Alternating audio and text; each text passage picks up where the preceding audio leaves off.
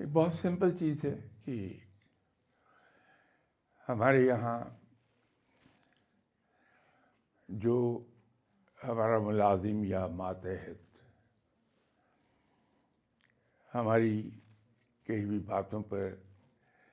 عمل کرتا ہے صدق دل سے اور عمل کرتا ہے ٹو لیٹر اینڈ اسپرٹ،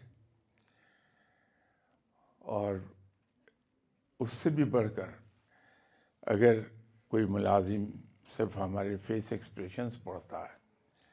اور وہ کام کر گزرتا ہے جو ہم اس کو چاہتے ہیں کہ وہ کام کرے،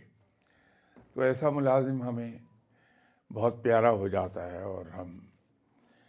اس کو بہت قریب رکھتے ہیں۔ رب کے پاس